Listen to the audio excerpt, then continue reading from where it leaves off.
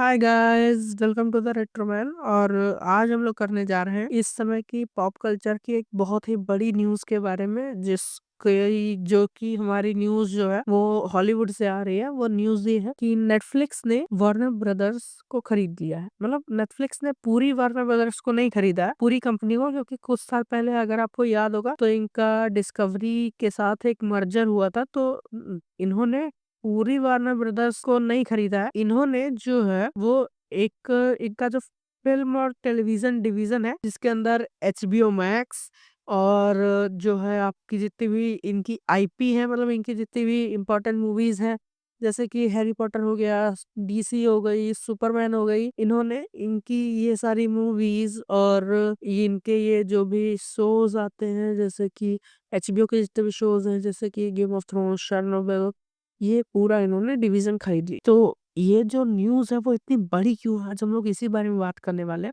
और इस बारे में भी कि इस न्यूज़ के बारे में इतनी ज़्यादा बात आखिर हो क्यों रही है, कि लोग इस पे इतना ज़्यादा आउटरीच क्यों दिखा रहे हैं, खासकर अमेरिका में। जैसे कि कल ही एक न्यूज़ सामने आई कि जो यहाँ का जो डायरेक्टर्स एसोसिएशन है, मतलब डायरेक्टर्स की एक जो गिल्ड होती है पूरी, उन्होंने क्रिस्टोफर नोलन को भेजा है वार्नर ब्रदर्स से बात करने के लिए कि तुम जाओ और इस डील के बारे में वार्नर ब्रदर्स और नेटफ्लिक्स दोनों से बात करो। तो और कई जो राइटर्स एसोसिएशन है वहाँ का, उन्होंने ये तक भी कहा है कि तुम लोग जाओ, मतलब उन्होंने ट्रम्प से कहा है कि आप बीच में जो है वो इंटरफेयर करिए और ये डील नहीं होने दीजिए। मतलब उनको लग रहा है कि ये डील जो है वो सेफ नहीं है, या फिर कह लीजिए कि ये डील जो है वो बहुत ही ज्यादा नुकसान करने वाली है सिनेमा के फीचर को। तो क्या ये सच है? तो अगर मुझसे इस बारे में पूछा जाए, तो मतलब ऐसे कोई पूछ नहीं रहा है, लेकिन अगर पूछा जाए तो देखिए, जो नेटफ्लिक्स है वो एक स्ट्रीमिंग प्लेटफॉर्म है। मतलब वो चाहता है कि लोग थिएटर ना जाए, बल्कि वो लोग जो है वो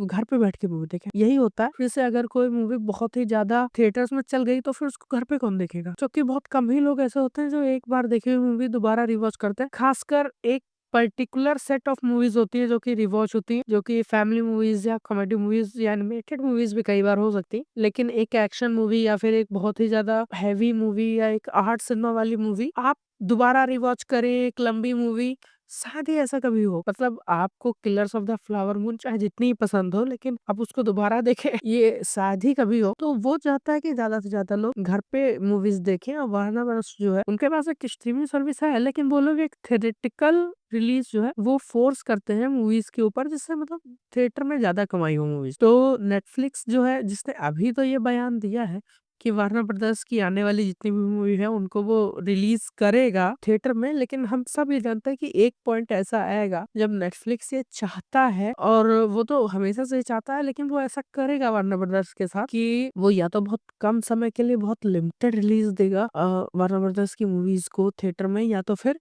उनको डायरेक्ट नेटफ्लिक्स पे ही रिलीज कर देगा। तो इससे क्या होता है, इससे हमारा जो सिनेमा एक्सपीरियंस है, जैसे कि ड्यून भी वार्नर ब्रदर्स की मूवी है।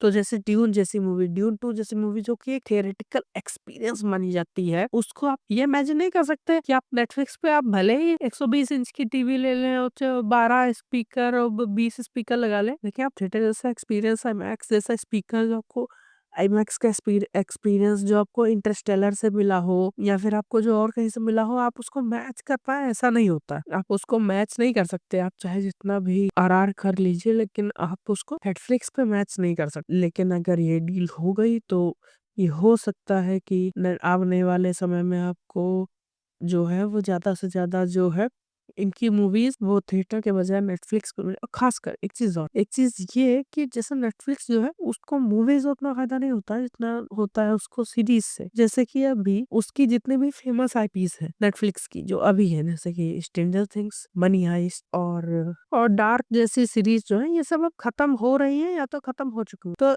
इससे जो है ये पता चलता है कि नेटफ्लिक्स कि जितनी भी नई आईपी है, मतलब जो पुरानी आईपी है वो सब खत्म हो गई है। तो इससे हम लोग को ये है कि नेटफ्लिक्स इस समय नई आईपी की तलाश में, जो कि वार्नर ब्रदर्स के पास में है। तो फिर अगर नेटफ्लिक्स को आगे अपना काम करना है तो फिर इनको वार्नर ब्रदर्स की मदद लेनी होगी। मदद नहीं, मतलब इसीलिए वो लोग खरीद रहे हैं, जिससे उनको नई आईपी मिले। और इससे आप एक चीज और देखिएगा कि देखिए, नेटफ्लिक्स को सीरीज से ज्यादा फायदा होता है।